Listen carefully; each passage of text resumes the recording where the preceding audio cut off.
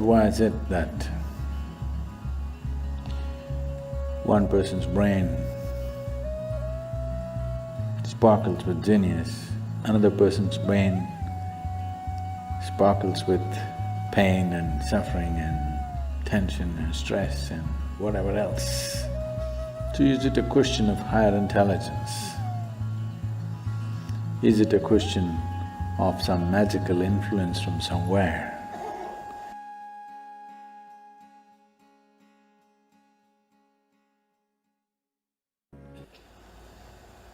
Generally, all of us have about the same sized skull.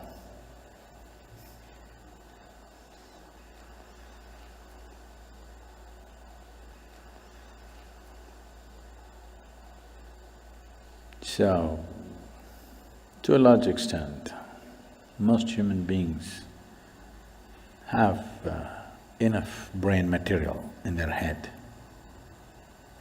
Everybody, except somebody who may be severely deformed at birth. Almost every average human being has what it takes to do life. But why is it that one person's brain sparkles with genius, another person's brain sparkles with pain and suffering and tension and stress and whatever else? All the ugliest things that nobody wants happens in people's minds. So is it a question of higher intelligence? Is it a question of some magical influence from somewhere? Or is it a question of bringing the necessary balance within yourself so that you become available to the magic of life? A skewed intelligence, however smart it may look on the periphery, cannot make this life happen beautifully. Above all, balance is needed. Balance on all levels. Otherwise, our very body and our very brain will function against us to a point where the only idea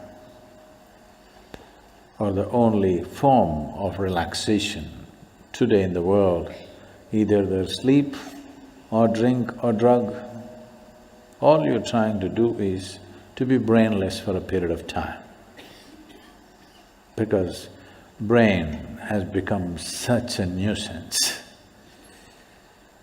If you didn't have one, you would be at least peaceful. Yes.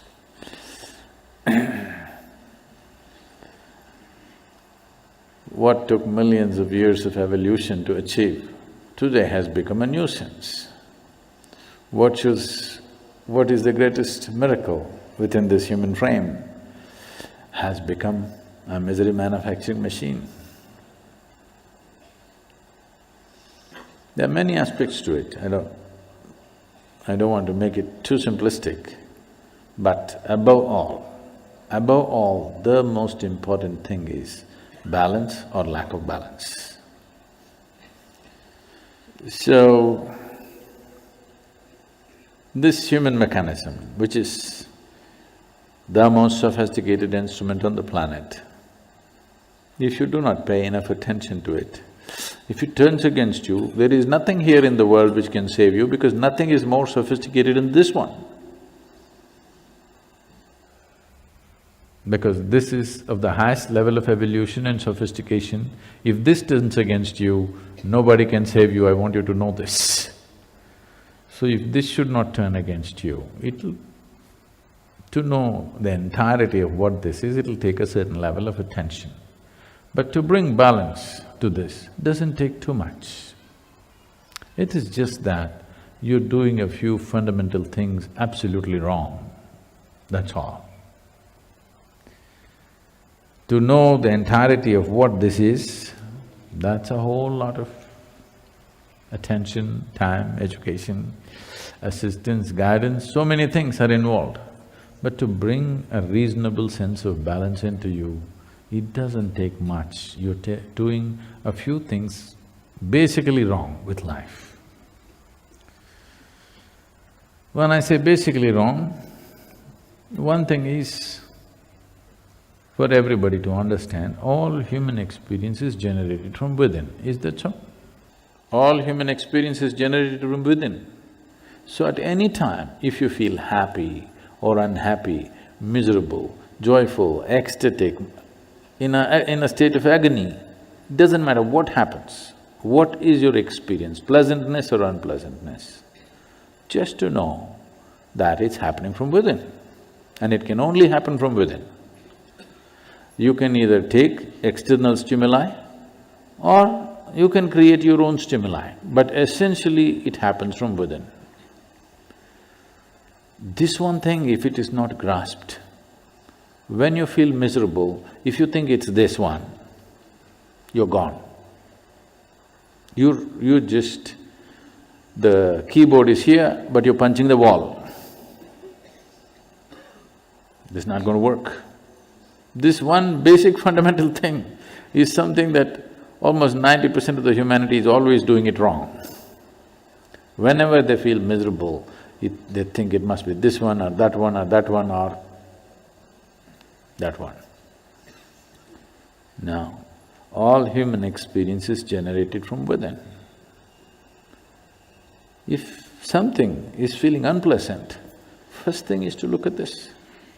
What am I doing wrong with this? Am I eating wrong? Am I sleeping wrong? Am I sitting wrong? Am I breathing wrong? Is my heart beating wrong? Something, my very chemistry is wrong. Something is wrong with this, not with that.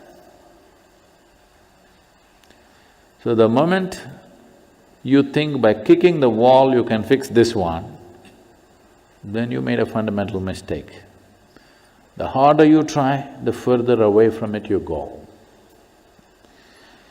So, this possibility of bringing balance to the system, first of all, is the fundamental nature of yoga, the most basic forms of yoga. Whether it is… I know many of you doing probably the Nadi Vibhajan or Yoga Namaskar or Surya Namaskar or Surya Kriya, these are all basic forms of yoga. The first thing is to bring balance. Once there is balance, then you can build a tower on top of this. If there is no balance, whatever you build will only lead to more trouble. The more basic you are, the better it is. So this is what a whole lot of humanity is seeking, somehow to remain basic. Because if you build something, it feels terrible when there is no fundamental balance. Anything standing up without balance is a big problem. So the best thing is to lie down, stay close to the ground. If you grow tall, it'll be a problem, so remain at the minimum. A whole lot of humanity has reduced themselves to a minimal possible thing in their life. If I don't get into trouble, that's good enough. A whole lot of humanity. This is a serious waste of evolutionary work. What has happened on this planet in the last few million years to evolve life from its simplest form to what it is today, just wasting the entire process. And Mother Earth is not going to let you get away with it. You will pay the price.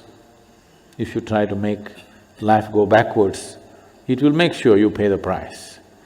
So instead of trying to do this, that, so many things, first thing is to do something to bring balance. First step is just this, that everything that I generate from within me in the form of experience, sensations, painful, pleasant, wonderful, horrible, whatever I go through is essentially generated from within me and nobody else but me. Others may help, you know. Others help. If you're miserable, some people will fuel it and help. If you're joyful, some people will fuel that and help. There are different types of people around us. They assist you as they know their life. But essentially, it is your making. This is the fundamental aspect of yoga. The first teaching that came out was that it is your karma. That means it's your making.